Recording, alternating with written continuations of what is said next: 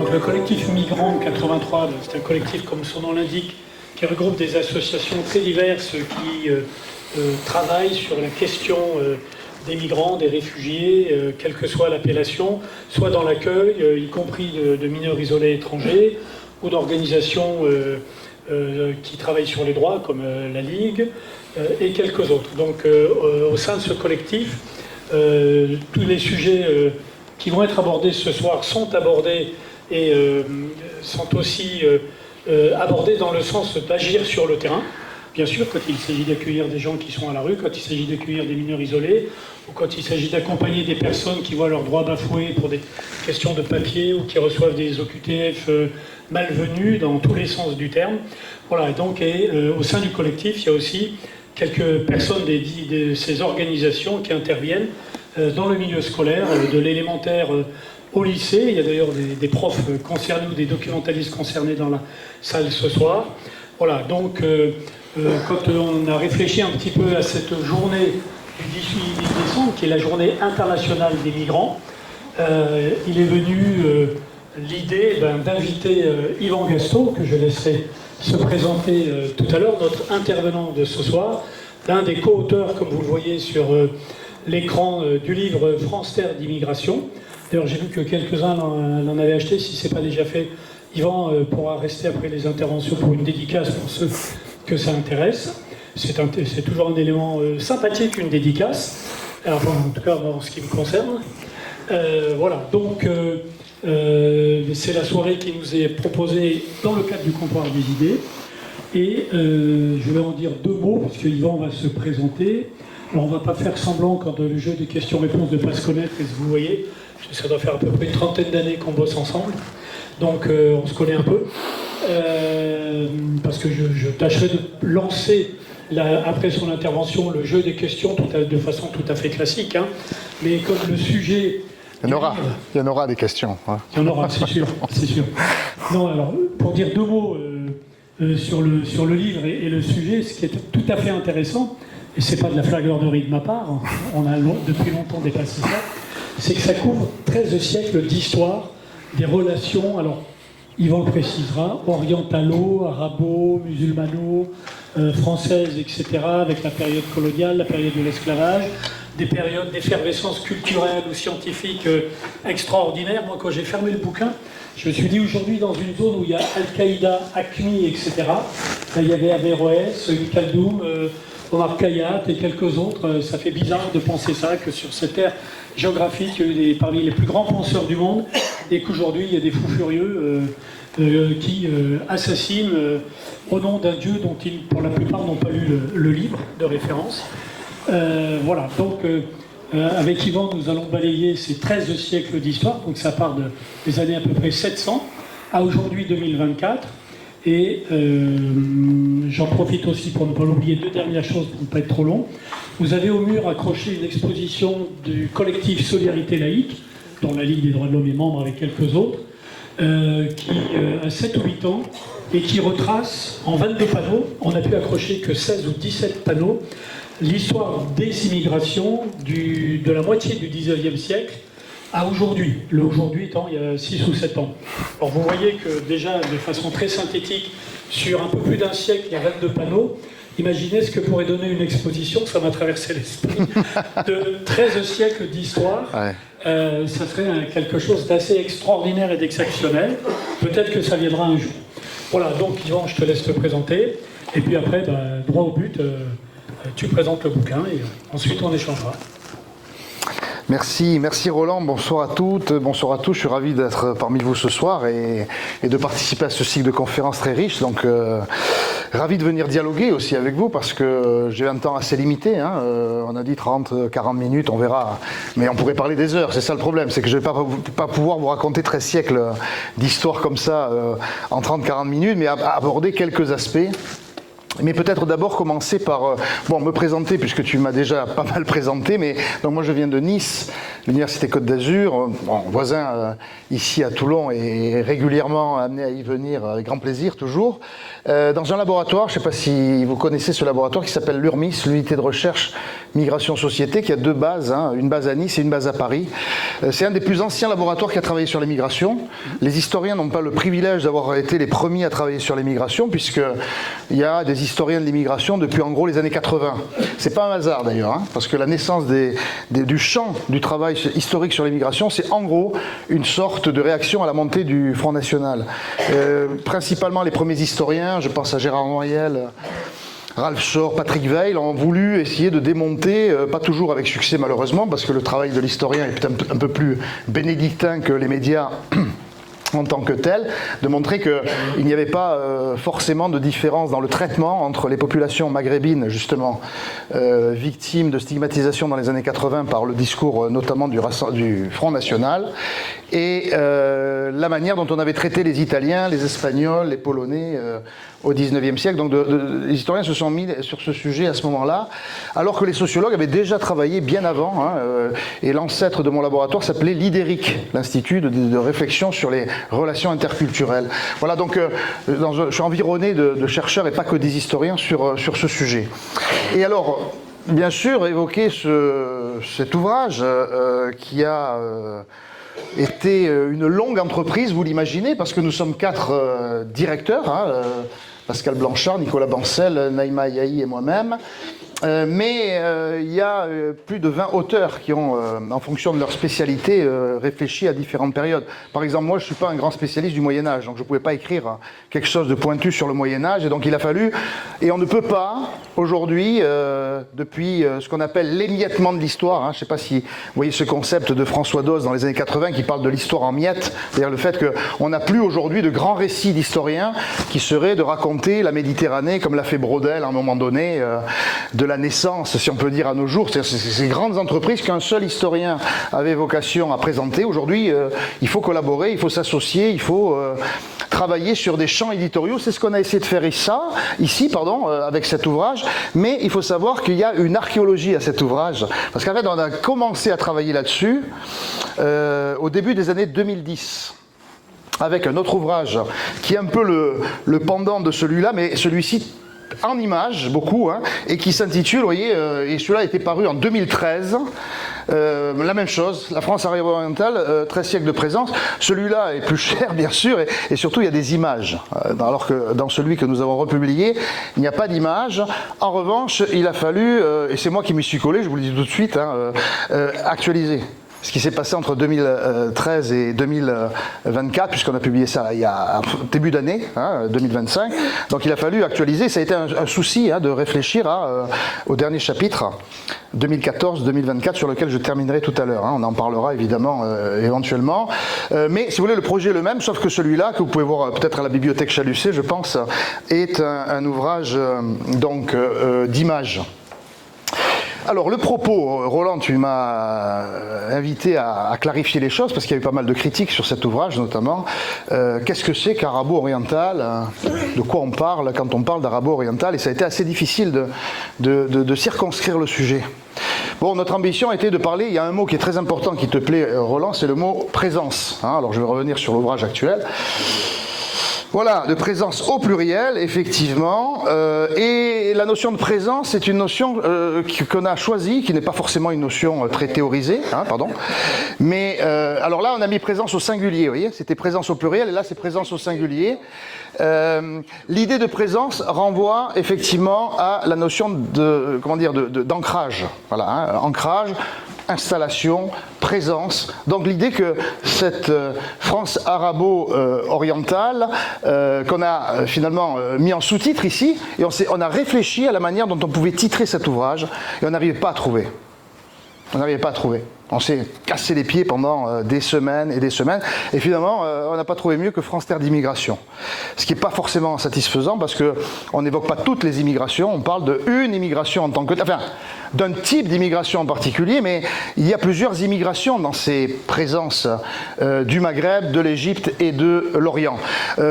Évidemment, ça renvoie à essentiellement ce que l'on peut évoquer du côté du regard. C'est-à-dire que ce n'est pas une histoire qui va raconter les présences chiffrées, C'est pas une histoire qui va raconter des politiques qui ont été menées. C'est pas forcément une histoire qui va raconter des flux dans une réalité sociale, mais plutôt une histoire d'un regard et d'un regard porté sur des populations. Parce que dans l'opinion publique, si on parle d'aujourd'hui, du XXe siècle, et si on remonte au XIXe ou au XVIIIe siècle, c'est quoi l'arabo-oriental? C'est quoi celui ou celle qui vient de l'autre côté de la Méditerranée? Et on a du mal à délimiter les choses. Pour beaucoup, un Turc, c'est un Arabe. Un Iranien, c'est un Arabe. Si on prend l'espace public, il y a quelque chose qui est de l'ordre je dirais, de l'inconséquence, de l'incapacité à situer de quoi on parle. Et donc on est resté volontairement flou. Et je crois que ce flou, on l'assume, mais peut-être qu'on pourrait discuter là-dessus, évidemment, d'assumer cette part d'altérité qui fait la société française. Alors on pourrait aussi critiquer le fait qu'on parle de la société française, mais qu'il faudrait peut-être élargir à l'Europe. Parce que quelque part, ces présences arabo-orientales ou ces présences du Maghreb, de l'Égypte et de l'Orient sont des présences qui ne touchent pas que la France et qui touchent d'autres pays en Europe et même au-delà. Et même, pourquoi pas, d'évoquer aussi des migrations internes au Maghreb. Comment est-ce que des Égyptiens sont venus s'installer en Algérie ou des Arméniens sont venus s'installer au Maroc. Et donc il y avait comme ça des sortes d'éléments qui renvoient à la manière dont on perçoit les circulations. Et donc finalement l'idée de parler d'immigration, même si on ne parle pas des Européens, des Italiens, des Américains ou des Chiliens ou des personnes venues d'Asie, on est quand même dans cette idée qu'il y a quand même un cœur dans cette question de l'immigration, et on pourrait aussi discuter là-dessus, qui est quand même ce cœur qui nous vient de l'autre côté de la Méditerranée. Quand je dis l'autre côté, c'est l'autre côté proche, l'Algérie, la Tunisie, le Maroc, et c'est un autre côté plus lointain, mais qui est quelque part mêlé dans le regard qu'on peut porter. Voilà, donc c'est un peu comme ça, et j'en dis pas plus là-dessus, parce que c'est un peu comme ça qu'on a envisagé le sujet. Je voudrais simplement discuter un petit peu avec vous du sommaire. Alors évidemment, moi j'ai fait un parti pris, j'ai voulu vous donner un peu de relief ce soir et d'aller vers ce qui m'intéresse le plus personnellement, mais certains vont être peut-être frustrés du fait que je ne vais pas parler pendant le temps qui m'est imparti de tout. Donc forcément, il va falloir faire des choix. Là, vous n'avez pas les auteurs, mais vous voyez, il y a une sorte de temps qui, petit à petit, se resserre. Parce qu'il y a des chapitres extrêmement longs, il n'y a pas d'unité temporelle, puisque le premier chapitre, il fait quasiment 10 siècles.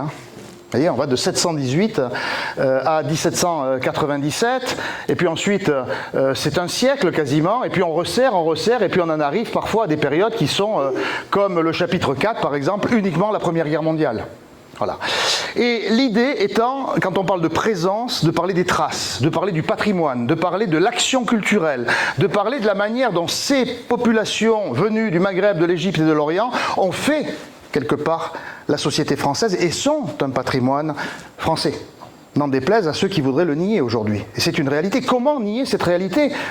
C'est difficile à comprendre, mais c'est pourtant une réalité, malgré tout, qui est notre quotidien. Il faudrait lire ce livre, mais ce livre n'est qu'une goutte d'eau dans un océan d'incompréhension, on pourrait dire.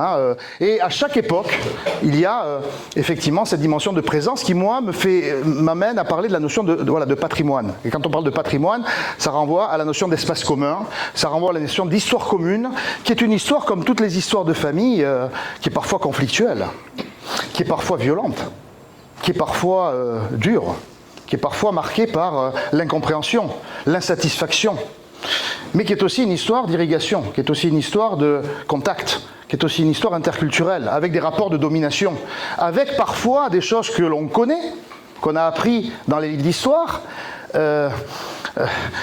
Par exemple, effectivement, alors je vais montrer une première image ici, pour quand même évoquer les périodes anciennes, les croisades. Les croisades, on fait partie de cette histoire, et les croisades, même j'ai envie d'élargir, parce que si vous allez visiter, par exemple, Chypre, si vous allez visiter la Sicile, si vous allez à Palerme, si vous allez dans des endroits où c'est positionné des affrontements, aujourd'hui ces affrontements, c'est du syncrétisme. J'ai en tête, en vous parlant, je ne sais pas pourquoi, Famagouste, en Chypre. Chypre, à Famagouste, vous avez une église qui a été transformée en mosquée. Vous allez à Constantinople, Istanbul, Sainte-Sophie, c'est quoi ? C'est une église qui a été transformée en mosquée. Vous allez à Palerme, vous avez la même réalité. C'est-à-dire que dans l'histoire de ces conflits, qui sont des violences en quelque sorte, on a des traces patrimoniales et architecturales qui sont des traces du mélange. Comment une église en mosquée? Comment une église mosquée? Une mosquée église? Vous voyez, donc quelque chose qui nous renvoie à ça, et ça, il faut en faire quelque chose, me semble-t-il. Et là, vous voyez, je dépasse la France, et de montrer que des affrontements ont pu être quelque part un élément de l'histoire qui aujourd'hui doit se raconter au positif, on pourrait dire. Hein. Bon, voilà par exemple ce qu'on avait mis dans cet ouvrage de 2013, qui n'est pas là puisqu'il n'y a pas d'image, le combat des soldats francs et musulmans, XIIe siècle. Donc il y a effectivement toute cette période de l'affrontement, mais dans chaque période, y compris dans des moments durs, pensez à la guerre d'Algérie par exemple, eh bien, il y a aussi je dirais une face positive, une face claire de ces relations, comme aujourd'hui d'ailleurs, comme aujourd'hui. Le but n'est pas d'être dans l'angélisme, le but n'est pas non plus dans la dénonciation, c'est d'essayer d'avoir un point de vue d'historien qu'on a essayé le plus juste possible, même si nous ne nous cachons pas, et je suis là avec vous en pleine volonté, on a un aspect qui est plutôt militant. Enfin, je veux dire, on est là plutôt pour montrer et de faire en sorte que l'histoire, moi je ne suis pas un militant comme vous l'êtes ici, mais je suis un militant de l'histoire, on va dire, et l'histoire doit militer pour cette dimension avec le plus d'objectivité possible, et ne pas cacher un certain nombre d'éléments autour de ça. Donc voilà un petit peu le projet sur lequel vous pourrez éventuellement m'interroger, mais comme j'ai pas beaucoup de temps, je voulais parler par exemple de cette dimension de présence, voilà, une présence importante ici qui est par exemple, comment est-ce que Napoléon a enrôlé, alors c'est une présence militaire par exemple, il y a beaucoup d'éléments sur le militaire, et cette question militaire, c'est par exemple les Mamelouks de la garde impériale. Lorsque Napoléon Ier est parti en Égypte faire la fameuse campagne d'Égypte ou l'expédition d'Égypte, je ne sais pas comment on peut appeler ça, il a enrôlé des supplétifs que l'on a appelés les Mamelouks de la garde impériale. Alors effectivement, pendant toute la période napoléonienne, Napoléon a eu ces arabo-orientaux, ces Égyptiens que l'on avait combattus pendant la guerre, si on peut dire, les affrontements de l'Égypte, et notamment la fameuse dite bataille des pyramides, où vous avez effectivement l'affrontement victorieux des Français contre les Mamelouks, mais en même temps des Français qui vont renverser l'image négative des Mamelouks pour en faire des soldats exotiques, très colorés, dans cette époque napoléonienne. Et puis on le sait, il y a une histoire marseillaise des Mamelouks, puisque lorsque Napoléon est déchu, il y a des massacres à Marseille contre ces Égyptiens, qu'on appelait plus Mamelouk, parce que Mamelouk ça faisait très oriental justement, contre ces Égyptiens, et donc il y a toute une histoire effectivement racontée là-dessus. Et ça m'amène, j'en parlais tout à l'heure avec le camarade, de montrer que cette 13 siècles de présence est aussi 13 siècles d'appellations. 13 siècles de noms qui finalement peuvent se relier les uns les autres. Les Mamelouks, les Orientaux, les indigènes, les musulmans, les félagas, les immigrés, les beurs, les jeunes de banlieue. Vous voyez, il y a une sorte comme ça de continuité. Alors vous allez me dire, mais attendez, les Mamelouks, non, mais il y a quand même une dimension qui renvoie finalement un même espace, plus ou moins variable, de désignation, en quelque sorte. Toujours dans la question de la nomination, parce que nommer, c'est aussi regarder, et nommer, c'est aussi montrer. Et montrer, c'est quelque part, c'est monstrer, c'est-à-dire devenir, renvoyer l'autre à une sorte de monstration, en quelque sorte, et à une altérité. Est-ce que ces Égyptiens orientaux, maghrébins, sont des autres? Ben nous, on considère qu'il y a une altérité, mais qui est une altérité commune, en quelque sorte. Et il y a quelque chose qui est très important, mais je le livre ici à votre sagacité, on pourrait dire, c'est la question justement du rapport à la différence. La France, puisqu'on parle de la France, alors vous allez dire c'est un peu ringard de parler de l'histoire de France, autant on va réfléchir à autre chose que la France, l'objet France, qui était d'ailleurs, je ne sais pas si vous suivez les rendez-vous de l'histoire de Blois, cette année le thème c'était la France, point d'interrogation. Est-ce que la France est un objet d'étude dépassé? En fait, j'en sais rien. Mais moi j'ai été effectivement dans une génération où on parlait beaucoup de l'histoire de France, et mon sujet c'était la France et l'immigration, donc j'ai un peu du mal à dépasser ça, mais en même temps je pense qu'il faut le dépasser, il faut mettre en place cette mécanique. Et justement dans cette situation où il est question de la France est aussi une France, voilà, quelque part qui est pénétrée par toute cette histoire, dont les Mamelouks sont un exemple parmi d'autres. Donc vous voyez, Mamelouks combattus, Mamelouks intégrés comme une force exemplaire, et on n'hésite pas à monstrer les Mamelouks, c'est-à-dire à les faire défiler. Bonaparte, l'empereur les fait défiler comme une sorte de figure, comme l'ont fait d'ailleurs les Russes dans leur empire avec les Tatars par exemple. Donc cette altérité intégrée d'une certaine manière lorsque tout va bien, en quelque sorte, qu'on va retrouver à une autre époque, justement, je vais un petit peu avancer ici, c'est l'affrontement de la colonisation. La colonisation, c'est une sorte de déplacement. La France n'est plus la France qu'on connaît aujourd'hui hexagonale, c'est une France qui se déplace aussi ailleurs que dans l'hexagone. Il y a encore une part de France outre-mer aujourd'hui. Est-ce que c'est une France coloniale encore ou pas? La question peut se poser, mais je ne vais pas aborder ça. Simplement le fait que la France se déplace de l'autre côté de la Méditerranée, partie de Toulon, hein, ici, les forces d'invasion, les forces de conquête qui ont été celles de l'Algérie. Et quelque part là, ce sont des présences qui n'ont pas migré. Parce que les indigènes algériens, qu'on appelait les indigènes musulmans à l'époque, hein, le terme de musulman, hein, on l'étudie un petit peu ici, étant un terme administratif. C'est intéressant parce qu'on parle de musulmans pour parler d'indigènes. Et la dimension religieuse est là, quelque part, vidée de sa dimension cultuelle pour devenir une dimension culturelle. Pourquoi je dis ça? Parce que moi j'ai vu ça dans les archives, hein, pour préparer cet ouvrage, sous la colonisation, il y avait une appellation qui était, quand on recensait les populations, musulmans. Mais vous aviez une catégorie qui s'appelait musulmans chrétiens. Pourquoi musulmans chrétiens? Parce que les musulmans n'étaient pas considérés comme des religieux, mais d'essence musulmane, au sens d'arabe en quelque sorte. Parce que finalement, cette racine arabe est une racine qui, quelque part, est un dénominateur commun. Dans l'arabe, il y a le musulman, mais il peut y avoir aussi, quelque part, des chrétiens. Et dans notre histoire, on raconte aussi l'histoire des Arméniens, par exemple, qui, sans être arabes, sont effectivement musulmans, et dans cet ouvrage. Donc, il n'y a pas de déplacement. La présence, c'est la France qui s'est déplacée pour fabriquer de la présence pour des autochtones sur place. C'est le cas de l'Algérie, par exemple. C'est le cas plus tard d'autres populations au-delà du Maghreb, l'Indochine, bien sûr, l'Afrique, etc. Mais ça met en jeu toute cette période compliquée de la colonisation, et notamment ici, je m'arrête 2 minutes sur le conflit qui amène à la résistance algérienne, ce qu'un historien a évoqué récemment, la première guerre d'Algérie, la première guerre d'Algérie, Alain Ruscio, particulièrement, tu connais Alain Ruscio, montrant que finalement la guerre d'Algérie a commencé en 1830, d'une certaine manière.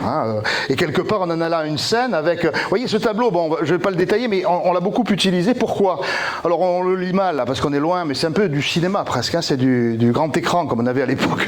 Et là, c'est un tableau, évidemment, commandé par l'État français, à l'époque de Louis-Philippe, en 1843, la prise de la Smala d'Abdelkader. La prise de la Smala d'Abdelkader, c'est quoi? C'est un tableau de victoire.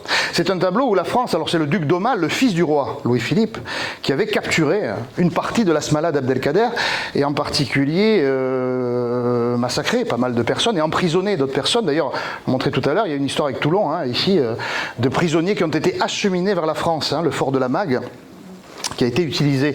Mais ce tableau, si vous le regardez dans le détail, ce qu'on ne va pas faire ici, c'est un tableau à double lecture. Le peintre, effectivement, qui a réalisé ce tableau, et qui a mis en scène, d'une certaine manière, la bataille de la Smala, a réalisé à la fois un tableau qui met en scène la victoire de la France avec le duc d'Aumale, mais en même temps des scènes orientales. Et quelque part, l'orientalisme est au cœur de notre sujet lorsqu'on parle du 19e siècle, tout ce 19e siècle qui fabrique du désir d'Orient. Et c'est quoi le désir d'Orient? C'est aussi une forme de question autour de la présence. Ce désir d'Orient, où ce sont des Européens qui vont se rendre sur les territoires pour essayer de raconter, de donner des saveurs qui vont plaire à cette France du 19e siècle. Et la figure d'Abdelkader, notamment, est une figure extrêmement aujourd'hui sensible. Parce qu'Abdelkader, c'est le premier résistant à la France. Et quand on parle de présence arabo-orientale, on n'a pas meilleur ambassadeur qu'Abdelkader, parce que c'est un personnage qui pose problème en France, c'est un personnage qui pose problème en Algérie, c'est un personnage qui est aimé en France, et c'est un personnage qui est aimé en Algérie. Et pourquoi? Parce qu'en fait, il a 2 vies. Il a une vie de résistant à la France, il a une vie de prisonnier dans laquelle il va, d'une certaine manière, faire relation avec la France, et c'est une vraie présence au sens où il a été emprisonné, et ensuite il est devenu une forme de Français d'accueil, on pourrait dire, puisqu'il a été décoré de la Légion d'honneur, devenu franc-maçon, devenu négociateur, alors vu comme un résistant en France à l'arrivée des Français, mais vu comme un collaborateur du côté de l'Algérie. Ce qui fait que, par exemple, lorsqu'on a voulu inaugurer au château d'Amboise, où il a été emprisonné il y a quelques années, enfin pas quelques années, c'était il y a 1 an, lorsqu'on a voulu inaugurer une œuvre qui célèbre Abdelkader, avant, le jour même de l'inauguration, cette œuvre a été sciée à la scie à métaux pour mettre en scène le refus de vouloir un sanguinaire honoré en France, justement. Donc cette présence pose problème. Et donc on a quand même inauguré la statue par le maire d'Amboise, mais une statue en partie détruite ici. Et j'ai pas des photos de Toulon, mais par exemple, présence, c'est les prisonniers musulmans qui sont venus dans notre région, prisonniers installés donc ici à Toulon ou ici à Cannes, à l'île Sainte-Marguerite. Voilà une présence. Et aujourd'hui, même le maire de Cannes, qui n'est pas forcément un maire de gauche, a valorisé ce patrimoine des populations arabes prisonnières au large de Cannes, sur l'île Sainte-Marguerite, vous voyez, dont des photos ont été prises à l'époque de prisonniers qu'on appelait Kroumir à l'époque, parce que c'était aussi des prisonniers qui revenaient à plusieurs reprises. Les premiers, c'est après la prise de l'Asmala d'Abdelkader, et ensuite on a eu des prisonniers de la conquête de la Tunisie en 1880. Pourquoi cette image? Voilà une image de présence. Pourquoi cette image? Pourquoi est-ce qu'on a pris des cartes postales d'Arabes prisonniers ici? Parce que quelque part, il y a une dimension d'orientalisme, il y a une dimension de curiosité. Il y a aussi une dimension de monstration. Ce sont des autres.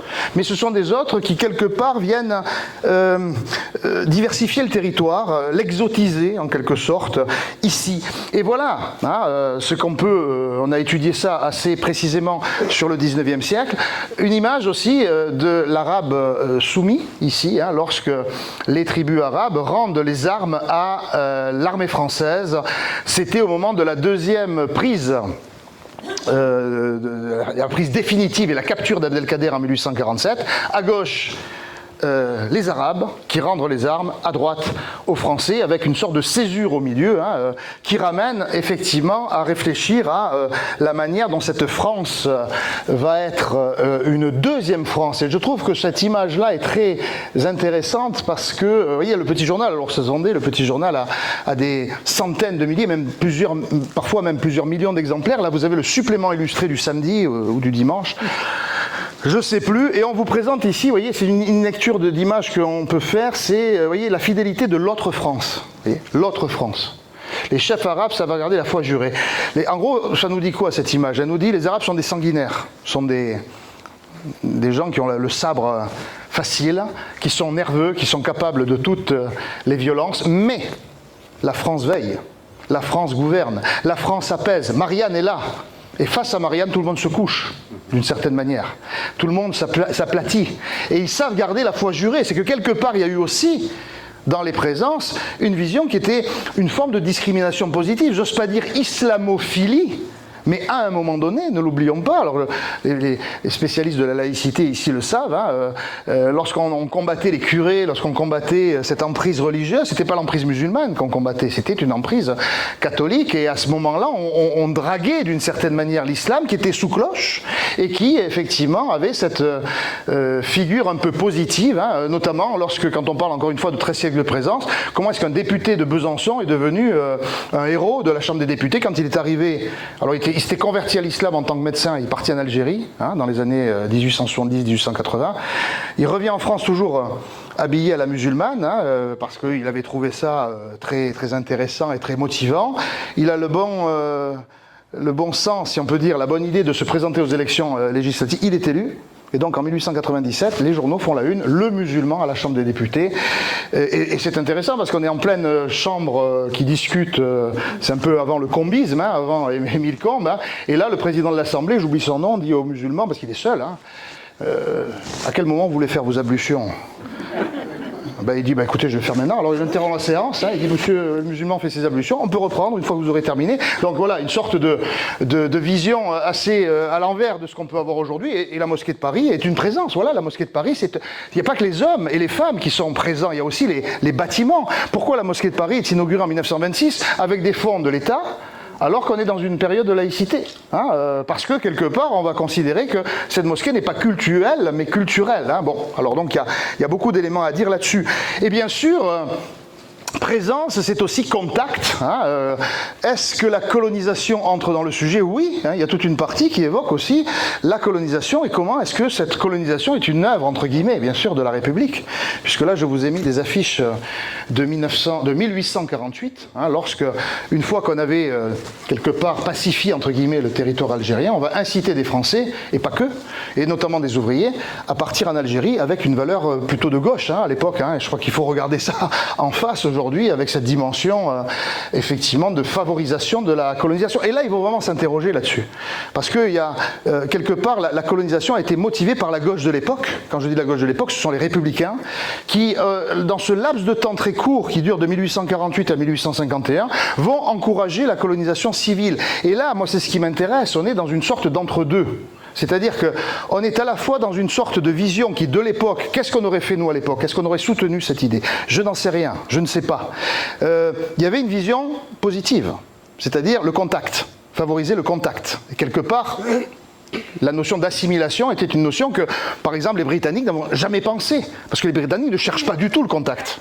Vous voyez? Donc ce contact problématique, effectivement, hein, était aussi une sorte de valeur d'espoir, on pourrait dire, même si, évidemment, à l'époque, dans la tête, on avait l'inégalité des races. C'est ça le problème. Et d'ailleurs, je le dis ici, on en parle un peu plus tard, lorsque le général de Gaulle, j'ai rien forcément de virulent contre le général de Gaulle, mais quand même, je voudrais dire ça quand même, parce qu'on a beaucoup réfléchi là-dessus, lorsque le général de Gaulle décide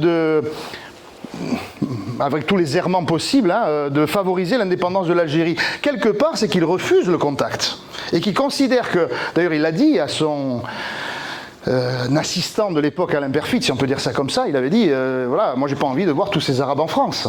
Et j'ai pas envie que colomber les deux églises devienne colomber les deux mosquées, et que quelque part, eh bien que ces peuples, s'ils veulent l'indépendance, qu'ils l'apprennent d'une certaine manière. Et donc, voilà, la colonisation est un contact problématique, évidemment, marqué par le racisme, marqué par la discrimination, mais en même temps, il y a du contact. Et c'est cette situation qui est compliquée ici, qu'on essaie d'évoquer avec cette époque. Bon, j'ai pas trop le temps d'en parler, mais il me semble que c'est un élément important. D'ailleurs, colonisation qu'on met en place au moment où on abolit par ailleurs l'esclavage.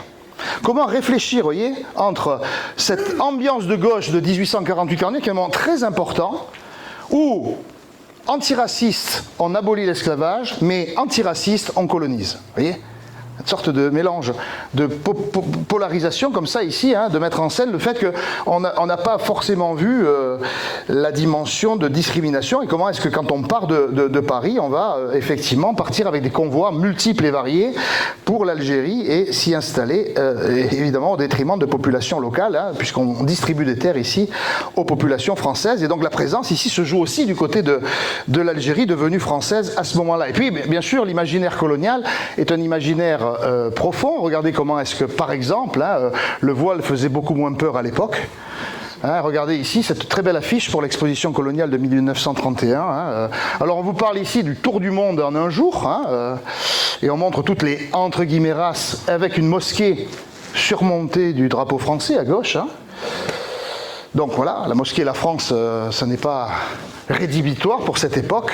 Et ici, une femme voilée qui représente avec son sommet du crâne le contour de la Méditerranée. Hein. Et on vous dit, vous voyez, saviez-vous que la France était si grande, hein, avec cette possession. Et d'ailleurs, vous voyez, on parle du domaine, notre domaine d'Afrique du Nord.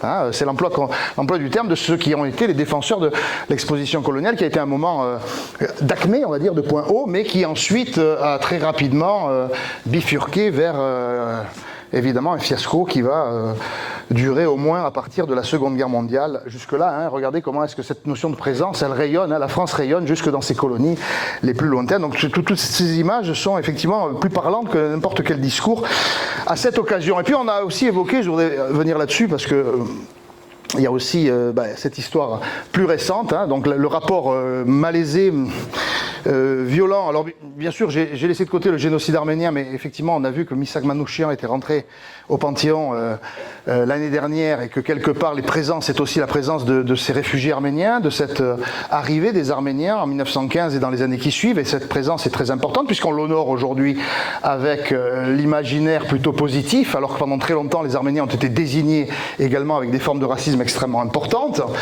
Voilà, il y a une affiche ici, hein, et notamment l'affiche rouge que tu présentes, Roland, hein, je vous rappelais, vous rappelez de l'affiche rouge ici. Hein, je rappelle simplement que l'affiche rouge, c'est une affiche qui est très importante. Alors il n'y a pas que des Arabo-orientaux ou des personnes venues du Maghreb. En l'occurrence, c'est plutôt des Européens de l'Est. Mais puisqu'on en parle, j'en dis un mot. Hein, c'est une affiche de propagande qui vous dit que les résistants sont tous des étrangers. Donc faites attention, ne cautionnez pas la résistance et faites très attention du fait que la France ne serait plus la France avec tous ces étrangers qui sont en train d'être des terroristes et qui tuent tout le monde. Hein, et Manouchian le paiera comme tout le membre de ce réseau de sa vie, hein, avec une femme également, Olga Bancic, qui était dans ce lot. Mais c'était plutôt effectivement des Européens, donc je laisse un peu de côté, malheureusement. Oui, la question de la torture, voilà, le fait qu'à certains moments la relation est une relation de violence qui va amener à des exactions de part et d'autre, effectivement, et peut-être que vous connaissez ces épisodes, je sais que vous connaissez ça, les épisodes du 17 octobre 1961, qui pendant longtemps n'ont pas été racontés, qui le sont désormais. Il ne faut pas dire que ça n'existe pas dans l'histoire, les historiens se sont mis au travail, mais tardivement.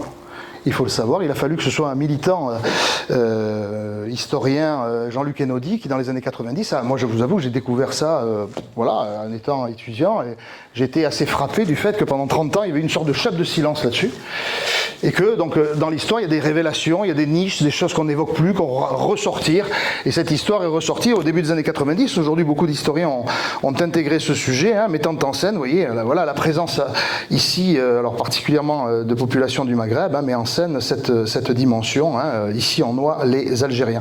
Voilà, alors juste, je voudrais montrer cette archive qui dit beaucoup de choses, qui dit plus que de discours.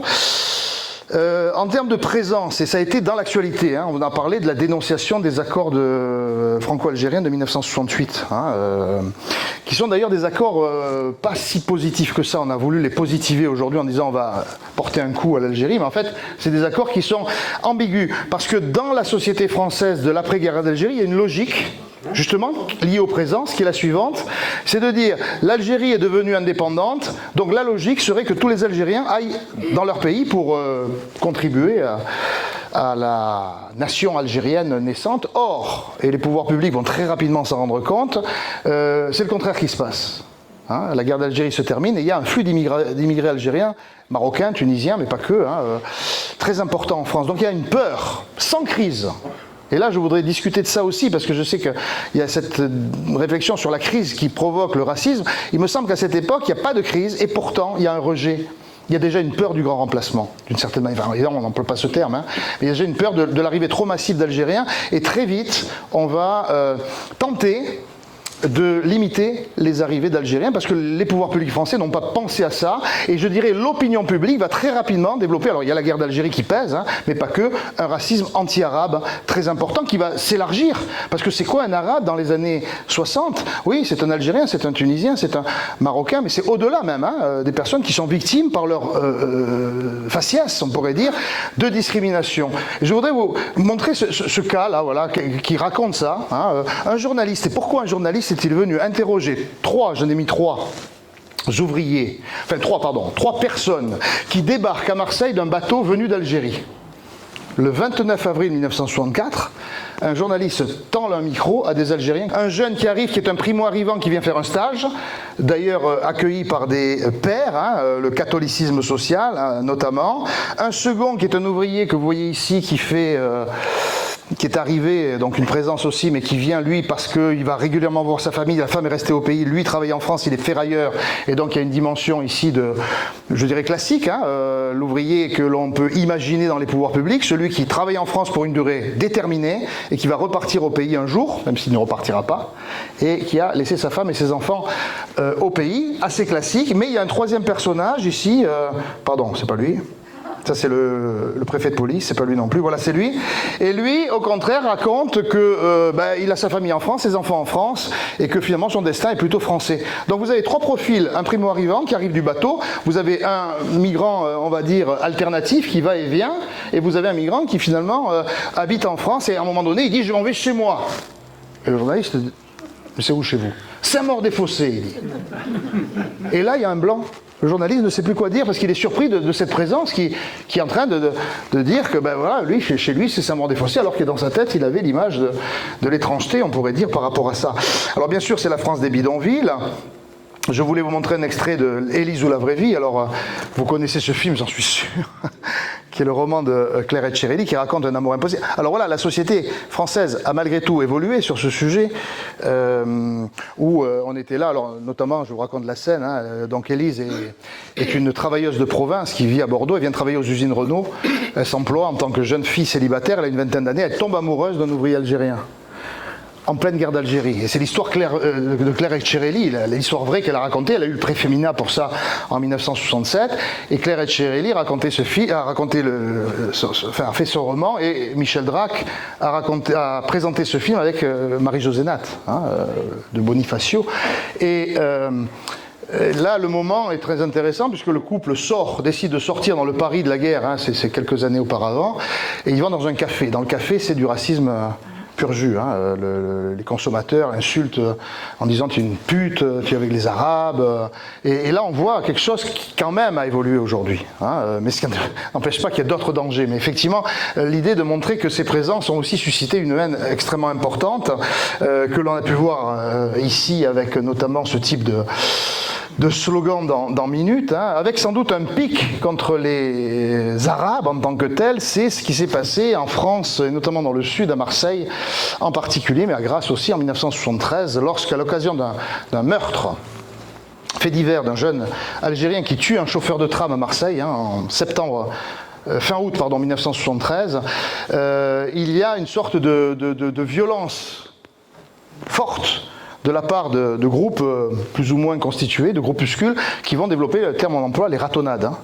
Les ratonnades, elles existaient à l'époque de la guerre d'Algérie en Algérie, mais là, elles vont exister en France, dans le Sud. Alors, on va d'ailleurs considérer que c'est surtout le Sud, pour éviter de parler du Nord. Donc, il y a un problème aussi de relation à la France, à l'immigration, en disant que Marseille, la capitale de Marseille, Toulon, Nice, étaient les capitales du racisme, parce qu'il y a une sorte de proximité avec l'Algérie, et en masquant le fait que c'était aussi un phénomène beaucoup plus général. Donc il y avait aussi ce problème-là, mais je passe ce problème-là, et regardez comment Paris Match évoque, par exemple, ici, la relation à ce fait divers. Vous voyez, les Français sont-ils racistes? Bon, peut-être. Les bicots sont-ils dangereux? 1973, vous voyez. Alors là, on est surpris qu'en 1973, on puisse... Alors, il y a des guillemets, certes, sur les bicots, hein, qui quelque part permet de relativiser, mais c'est quand même un élément important. Et ce qui a quelque part annoncé les ratonnades, c'est un éditorial dans le méridional de ce journaliste qui s'appelait Gabriel Domenech, qui est ensuite devenu militant du Front National, et qui avait publié le lendemain de cet assassinat ce type de propos, vous voyez, hein. Donc il a fait la fameuse anaphore, hein, assez de syphilitiques algériens, assez de violeurs algériens, de proxénètes, de fous, de tueurs algériens. Il faut trouver le moyen de les marquer, de leur interdire le sol français. Un jour ou l'autre, il faudra employer les CRS, les gardes mobiles, les chiens policiers pour détruire les casbahs marseillaises, si d'ores et déjà des mesures ne sont pas prises pour limiter l'immigration algérienne et toutes les plaies sociales qui en découlent. Ne se sentant pas protégés, les citoyens risquent d'avoir recours à des actes de justice directe qui ne pourront qu'entraîner le désordre. Eh bien, cette justice directe a eu lieu. Il y a eu jusqu'à 40 personnes, on n'a pas le chiffre exact, qui ont été tuées par des expéditions punitives ici. Hein. Donc le film Dupont-Lajoie le raconte très clairement ici, dans ce cadre. Et je voudrais simplement évoquer ça aussi, parce que c'est d'actualité. Je ne sais pas si vous connaissez l'affaire du port de Marseille, à Arinques. Alors je vous parle beaucoup de Marseille, mais Arinques a été donc à l'époque, il y avait encore le côté fermé du port, hein, il n'y avait pas les réaménagements qu'on connaît aujourd'hui. Et il y a eu ce lieu qui était, et vous allez voir pourquoi il sonne dans l'actualité, ce lieu était une prison clandestine, c'est-à-dire que à partir du moment où on avait durci la politique d'immigration, il y a eu notamment la circulaire Fontanet, le ministre du Travail, et Raymond Marcellin, le ministre de l'Intérieur, qui avait considéré que désormais toutes les populations immigrées venues du Maghreb avaient pour légitimité la présence en France qui était liée au travail. C'est-à-dire que tout immigré qui était au chômage sur plus d'1 mois était passible de l'expulsion. Mais il y a le problème de l'expulsion. Comment expulser avec efficacité? C'est un sujet qui reste d'actualité pour ceux qui sont dans la répression. Hein. Les OQTF, qu'est-ce qu'on en fait quand on ne peut pas, ou qui ne veulent pas, ou qui s'échappent? Et donc la solution, qui avait été cachée évidemment, hein, ça a été révélé par des militants, avait été de rafler les populations qui étaient finalement sans travail et désœuvrées en France, et on les avait mis dans ce hangar de Arinques, en vue de les laisser en attente pour les expulser le plus facilement, enfin pas le plus facilement possible, mais le plus efficacement possible. C'est intéressant parce que ça pose la question aujourd'hui qui se produit, j'en parlais hier dans une émission, au Danemark. avec une gauche qui n'est plus tout à fait la gauche, je pense que vous en conviendrez, qui met en place une politique qu'on appelle les hubs de retour.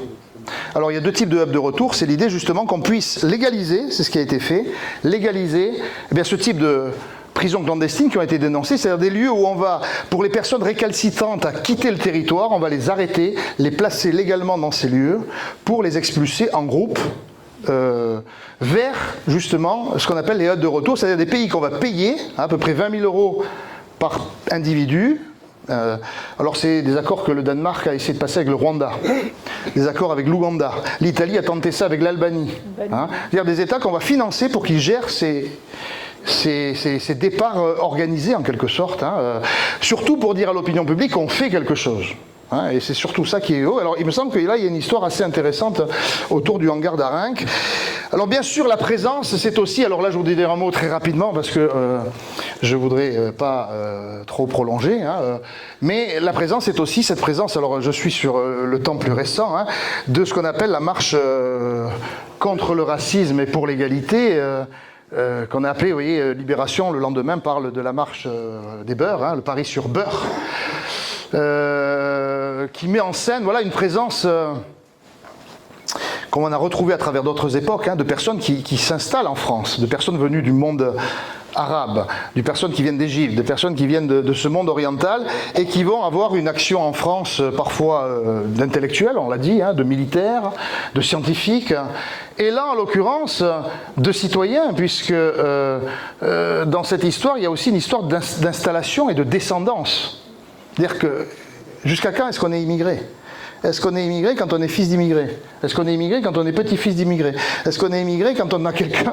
Alors on est tous immigrés, si vous voulez. Donc effectivement, ça a posé cette question. Et je le dirais très simplement, moi j'ai pas mal essayé d'étudier ça, parce que c'est aussi la question du retour est une question qui aujourd'hui se pose en Europe. Les Européens vont essayer de manifester l'idée du côté provisoire de l'immigration.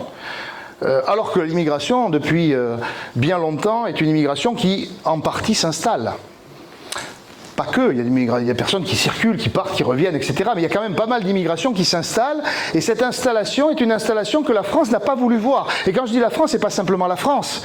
Les pays de la période des Trente Glorieuses est une sorte de la période des Trente Glorieuses, avec les pays européens principalement, et la France en particulier, est une période d'impensée sur le plan de l'installation. L'image qu'on a eue après 1945, c'est l'image d'un accueil, non-accueil. Accueil, non-accueil. C'est-à-dire l'accueil, oui, on voulait des migrants, mais qu'est-ce qu'on a fait est-ce qu'on a été hospitalier envers ces migrants ? Non. Bidonville, non prise en compte de leur réalité, traitement un peu comme des esclaves ou presque.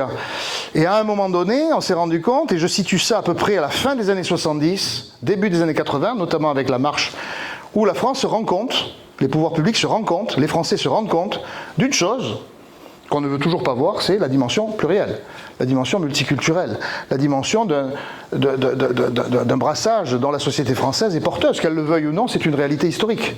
Donc qu'est-ce qu'on fait avec ça ? On le nie complètement et je ne sais pas ce qu'on fait. Ou alors on le prend en compte et quelque part là il y a eu un début de prise en compte. D'ailleurs, je ne sais pas si vous vous rappelez, dans ce qu'on avait appelé vis-à-vis des populations arabes, à l'époque de Valéry Giscard d'Estaing, qui est d'ailleurs un... Je ne vais pas défendre devant vous Valéry Giscard d'Estaing, mais il y a eu quand même... Giscard avait une attitude ambiguë, enfin Giscard et son administration, il y avait du rejet bien sûr, et il y avait aussi cette idée du regroupement familial, il y avait aussi cette idée de permettre un certain nombre d'avancées sur le plan culturel. Néanmoins, en 1977, il y avait un secrétaire d'État qui s'appelait Lionel Stoléru, qui avait installé l'idée de la politique du million. 10 000 francs donnés à des migrants pour partir. C'est ce qu'on fait aujourd'hui au Danemark. C'est ce que veulent faire les Anglais. C'est ce que veulent faire les Italiens. C'est-à-dire de financer le retour. Ça n'a pas marché. Stoléru, ça n'a pas marché. Le million Stoléru n'a pas du tout marché. Et là, on a commencé à se poser des questions. Les migrants ne veulent pas retourner chez eux. Les migrants sont installés en France et pour des raisons X ou Y, ils sont devenus d'une certaine manière présents, ils sont là, ils vivent là, ils ont des enfants, etc. Et découle de cette situation, la marche pour l'égalité. Quel est le but de la marche pour l'égalité ? Des jeunes Français, parce que le droit du sol, parce que nés en France, sont victimes de racisme, parce que vus comme des Arabes, justement, quand on parlait de la France arabo-orientale ou la France, les présences du Maghreb, c'est effectivement une vision qui est une vision de l'autre, alors que ce sont des mêmes. Et la France défend quand même l'idée de liberté, d'égalité. Et là, on a des jeunes Français issus de l'immigration, qui ont des noms d'Arabes, qui ont des têtes d'Arabes, et qui sont discriminés. Donc ces jeunes vont se manifester d'abord par des actes de petite délinquance, à Vénissieux par exemple, hein,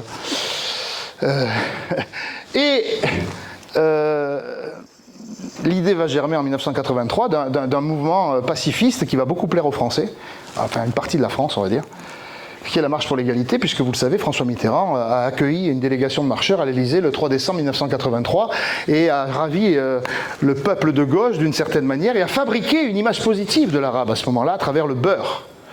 Mais le beurre, c'était plus tout à fait le travailleur immigré, puisqu'à la même époque, et ceux qui savent ici, dans les milieux syndicaux le savent bien, il y a eu ces pères qui ont été au contraire écartés, hein, les ouvriers de l'automobile victimes de restructuration, qui eux sont partis dans une voie de garage, et on a valorisé les beurs, qui étaient non plus sur un champ social, mais plutôt sur un champ culturel.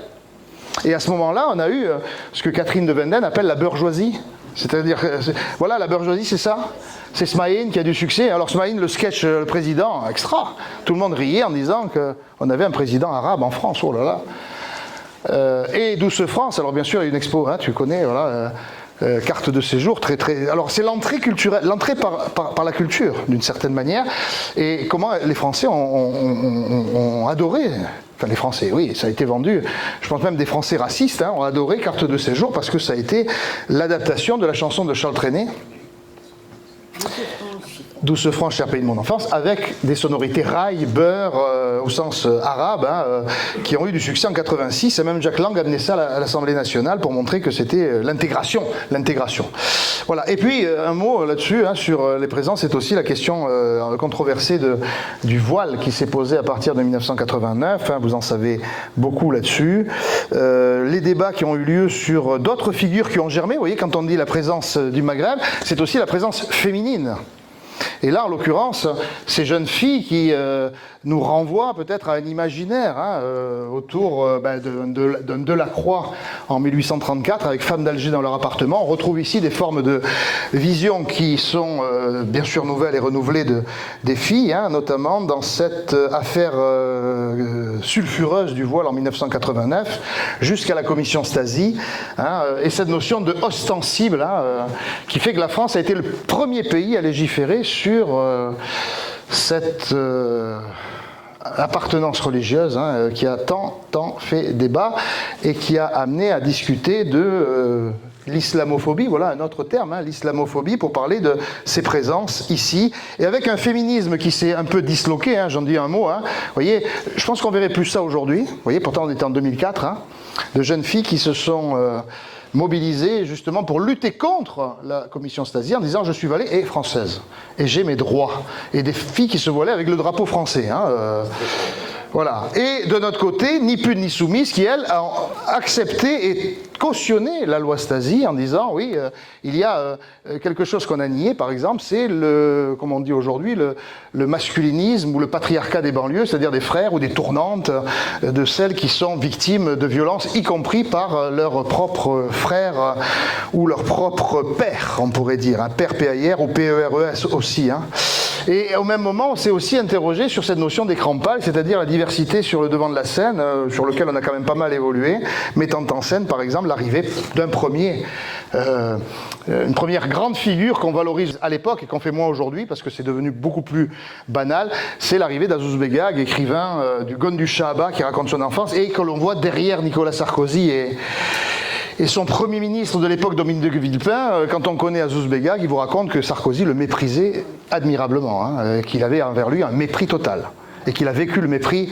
Alors il était là, sur la photo, mais cette photo, il a beaucoup subi, et il n'a pas encore vraiment écrit là-dessus, mais je pense qu'il écrira peut-être un jour sur ce sujet. L'ouverture du musée de l'immigration, je passe, et je terminerai là-dessus pour le dernier chapitre, je le sais, parce que c'est moi qui l'ai principalement rédigé. Voilà les titres. Et voyez les ambiguïtés dans lesquelles on se trouve. D'un côté, l'intégration, un concept dépassé, point d'interrogation, j'ai oublié le point d'interrogation, c'est-à-dire comment est-ce que il faut réfléchir à ça, comment est-ce que ce concept a disparu de nos tablettes, pour le meilleur et pour le pire, je ne sais pas trop, en fait là je vous pose une question. Pourquoi ? Parce qu'en gros ça se situe au moment de François Hollande. L'intégration notamment des jeunes, l'intégration des populations issues de l'immigration. D'un côté, certains disent arrêtez de nous demander de nous intégrer, nous le sommes déjà, donc cessez cette injonction. Et d'un autre côté, il y en a qui disent l'intégration, arrêtez d'en parler, ça ne marche pas. C'est territoire perdu de la République, donc arrêtez de parler de ça. Donc pour deux raisons complètement opposées, l'intégration est pilonnée. Alors aujourd'hui, on dit quoi? Société inclusive, vivre ensemble, je ne sais pas trop quel terme on emploie, mais il faut questionner cette dimension d'intégration qui est remise en cause un peu partout dans tous les pays. En disant, d'ailleurs, je pense que la tendance numéro 2 l'emporte sur la tendance numéro 1. Bref, de parler des nouveaux flux migratoires, puisqu'effectivement, depuis la fameuse crise de 2014-2015, entre guillemets, crise à facettes multiples, crise de l'accueil, crise des migrants, eh bien, il y a effectivement de nouveaux flux qui sont importants, donc c'est un élément. Puis il y a la question du terrorisme et la question de la violence islamiste qui fait partie du sujet et qu'il faut questionner, bien sûr, sans faire d'amalgame, évidemment. La question du remplacement qui est devenue une question centrale depuis quelques années, mais qui nous ramène à de vieilles histoires que l'on raconte dans le livre de 13 siècles, les questions de l'invasion, les Sarrasins, les croisades, quelque part renvoient à cela. Et donc cette question de l'invasion, elle a changé de nom, mais c'est la même chose. Cette peur, ce sentiment d'angoisse, ce sentiment du nombre, qui est très important, qu'on a à un moment donné appelé seuil de tolérance, en disant, quand on dépasse, et encore une fois, je le dis parce que j'ai ça en tête, au Danemark, on considère qu'au-delà de 50% de non-européens dans un quartier, il faut mettre en place des mesures d'évacuation. Parce qu'au-delà de 50% d'immigrés, il y a un problème de délinquance. On avait pensé à ça en France dans les années 70 avec la notion fallacieuse de seuil de tolérance, en disant, on disait ça, mais on disait des sociologues, on n'a jamais cité, disent qu'au-delà de 10% d'étrangers dans un quartier, il y a du danger, et le racisme est justifié. 13%, voilà. Mais il n'y a rien, il n'y a pas de base là-dessus, c'est des chiffres complètement fous, il n'y a rien. Rien ne dit ça, sauf la peur. En disant, ah oui, je suis allé dans un quartier, il n'y a que des Noirs. Ah, je suis allé dans un quartier, il n'y a que des Arabes. Ah, je suis allé dans un quartier, il n'y a que des filles. Et donc, c'est de l'impression, c'est simplement du sentiment qui ne repose pas sur du scientifique, et ça pose effectivement un problème, là aussi, de regard. On parle des banlieues, des incivilités, des émeutes qui sont depuis 10 ans, et pas que, depuis 2005 notamment, depuis les années 90 aussi, je ne sais pas si vous vous rappelez, ou depuis les années 80, ces incivilités qui évoquent la question des migrations et qui sont très souvent connectées à cette question de la sécurité sont, avec l'affaire Naël par exemple, de 2023, et d'autres, l'affaire Traoré, etc., qui mettent en scène cette question toujours présente. Bon, bien sûr, l'ancrage politique et citoyen toujours plus net, c'est-à-dire que l'on a, Azouz Begag était une exception en 2004, aujourd'hui on a beaucoup moins d'exceptions et on a une présence plus nette, même si elle est encore peut-être à améliorer. Les enjeux diplomatiques autour des présences, bien sûr, c'est comment est-ce que interfèrent sur ces présences les questions géopolitiques, la question franco-algérienne par exemple, la question franco-arménienne, la question franco-turque, la question franco-marocaine et tunisienne, etc. Donc comment est-ce que ces questions de présence mobilisent les enjeux diplomatiques? Bien sûr, la mémoire et l'histoire. L'ouvrage est préfacé par Benjamin Stora. Stora a été chargé en 2020 avec beaucoup de tensions de créer un rapport sur la question de la mémoire. Et cette question de la mémoire, on le sait, avec l'Algérie, est très problématique aujourd'hui, et pas que l'Algérie. Et enfin, la culture avant-garde d'une France métissée, c'est-à-dire que par le biais culturel, il y a, malheureusement, c'est un peu par une forme d'élite, mais pas que l'élite, il y a effectivement une image du métissage qui s'affirme de plus en plus et qui fait que de plus en plus, par ce biais culturel, de plus en plus de messages apparaissent. Alors il mériterait d'être confirmé par des messages politiques, mais ça patine beaucoup plus. Voilà, bon, je m'arrête là parce que j'ai beaucoup parlé et je pense qu'il y a encore plein de choses à dire. Je vous laisse